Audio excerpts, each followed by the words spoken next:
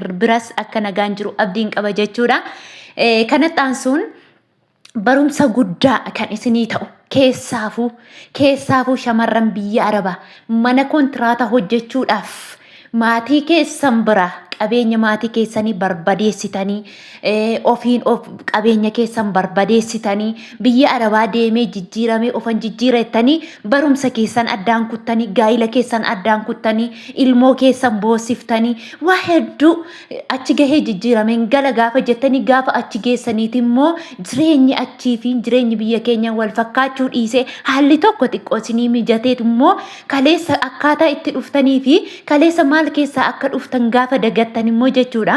Keessaafuu kaddaamaa taate yookiin shakaalaa taate mana Arabaa hojjechaa jirta taanaan of eeggannoo guddaa gochuu qabda. Waggaa 2 kontiraataa hojjettee galuu miti.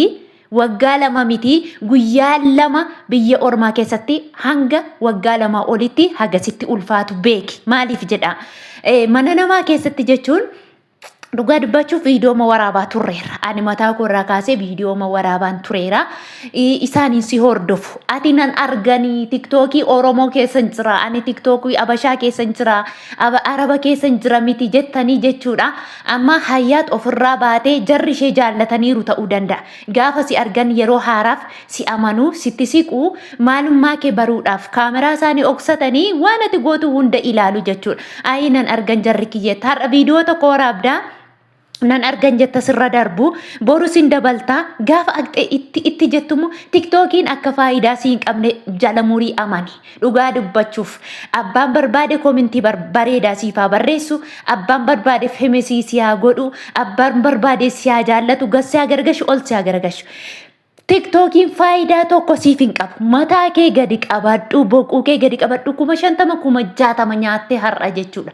Yoo akkam ta'e 30 nyaattee har'a mataa kee gadi qabattee isa ati hojjetattu sii wayya malee Arabni tole jettee interneetii sitti gadhiistee mana ishee firii ijoollee isaanii wajjiniin akkati gadi baatee firii taatu hadiqaa deemtee viidiyoo akka waraabdu mana isaanii keessa deemtee akkati viidiyoo waraabdu keessaafu jechuudha.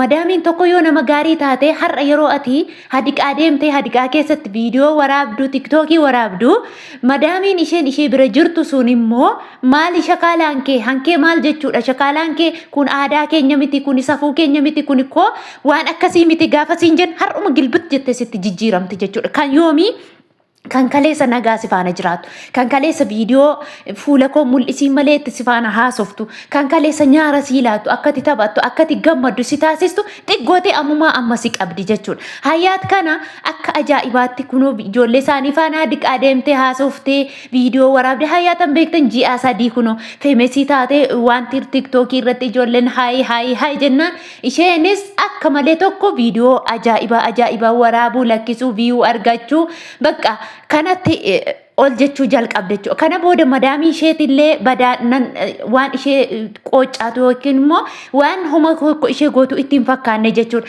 Har'a garuu qamgoonaan hayyaatiin geessite madaamii ishee gagamgoonaan hidhaa buusu. Hayyaat hidhaa buustee kaateetu sanuu immoo biyyan gasha jechuu biiroo wajjiniin. Yeroo kana biiroon illee sin deeggaru. Maaliif jedha? Ani argeera dhugaa waaqaa siniin jedha. Kanaan dura viidiyoo tokko sinii jedheetiin jira.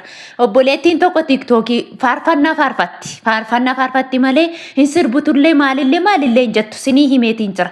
Madaamii ishee tiktookii ishee argite amma biiroon si geessa yoo jettu yoo nageessite maal nagootii maalan godheeraa jetti. Gaafa raqxu bilbila ishee harkaa fuute hin dannasti jiruun ejjettu jiruu iisteen beektu jiruun ejjettu ni dannasti jettee aqxee bilbila ishee fuutee warra biirootti laate. Warra biiroo biraa aqxee bilbila ishee keessa waan jiru dirqimmi goote xaragdee keessaa balleessitee jechuudha. Dhugaa waaqayyooti. Obboleettii kanaatiin nan ishee beeka qaamaan naman an ishee arge jechuudha. Aqxee warra biirootti gaafa himatu biyya si gashina ishee anjan boossee maraatte ani badii kana madaamii koo balleessee ani koo hojii humna koo oliina jedhu dhugaadha hojii humna olii hojjetti jechuudha. Obboleettiin sun halkan tiktookii irratti faarfannaa torbanitti yoo tokko faarfattee toluu isheeti. Kanumaan nama yakkamaa taatee jechuudha. Biiroon immoo gaafa ati sirba akka kanaa taatu gaafa tiktookii irratti liivii waraabdee liivii baatan gaafa madaamiin koo nama gaariidha madaamiin koo akkasii awuma nan gootu ishee isheen liivii koon agartii viidiyoo koon agartii ani isheen argisiisa garaa keessatti garaa qabu keessattuu immoo Dubaayin sehiinaa Beeruutiin sehiinaa madaamii Saudii madaamii Beeruutii fi madaamii Dubaayii wal bukkee hin qabiinaa Saudii jechuun madaamii isaanii manni koo akka viidiyoo waraabamne ijoolleen koo akka viidiyoo waraabamne ani akka viidiyoo waraabamne siin jedhu seera isaaniiti kuni biyya isaanii keessattuu unu warra shakaalaa achi aqee achirraa hojjetu turuuti biyya isaanii keessatti mee suura nama tokko argitaa girgiddaa irratti abbeeni sobdaa ati sobduudha jedha suuraa dubartoonni suuraa isaanii qopheeffatanii kutaa ciisa isaanii keessa kaawwatu saaloonii miti kutaa ciisa isaanii keessatti agarta kuni seera Saudi Arabiyaati seera Saudi Arabiyaa keessatti kaameraa mamnuudha dhugaa dubbachuuf mamnuudha viidiyoo haasa'uun viidiyoo maatii keef dawwaltee haasa'uu mamnuudha yakka guddaadha jechuudha kanaaf obboleewwan kiyya waan isiniin jedhu isa baataniitu maatii keessan dadhabsiistanii ofis dadhabsiistanii erga biyya baatanii mataa keessan gadi qabattanii jijjiiramni harka waaqaati harka rabbiiti yoo jijjiiramtes yoo jijjiiramuu dhabaates lubbuu keef jecha mataa kee gadi qabadhu isa baateef hojjetadhu gal liivii yoo barbaadde gaafa biyya abbaa keetti galte luka kee ol saqqaltee liivii galtee haasa'uu dandeessa viidiyoo abbaa barbaadde faana haasa'uu dandeessa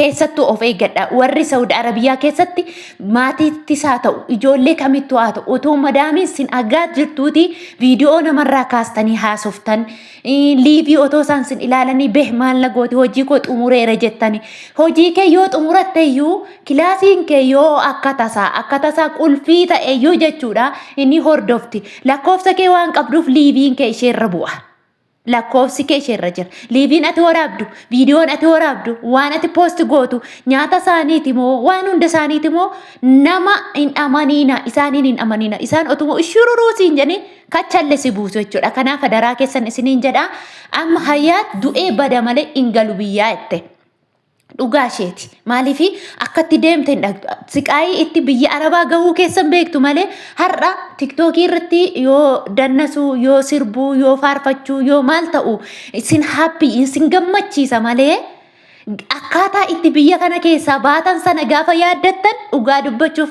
otoo bilbiluma kana harkaan qabuudhaa baadhee otoo bilbiluma kana arguun nattafee hojii kiyya hojjetadhee biyya kootti galeera ta'ee siin jechisiisa jechuudha haala siqaayii amma namni ittiin biyya arabaa ga'uudhaaf namni tokko biyya keessaa ba'ee biyya arabaa dhaquuf siqaayii abbaa isaa nyaateetu biyyaa ba'a jechuudha kanaaf adaraa keessan maatii keessan hin gaddisiisiina ofii keessanis hojii keessan hin balleessiina tiktookiin faayidaa takka isiniif hin qabu tiktookiin faayidaa kan qabu warra tiktookiin mataa kooti jedhee kan koo jedhee bizinesii mataa koo jedhee mana madaamii hin jirre kiraa mana isaatti kaffalate taa'ee tiktookii irraa argaturraa kan hafe ati mana madaamii teessee feemesiin ta'a mana madaamii taa'ee tiktookii irra galiin argadha jettee irratti hin dadhabin hojii kee hin balleessin hojii kee gadi jedhii hojjetadhu mana madaamii kee xaragi dhugaa dubbachuuf taanaan kolfan qabu isatu si fayyada isatu si boonsa boru gaafa biyya abbaa keetti galte kuni sin fayyadu jechuudha daraa keessan of eeggannoo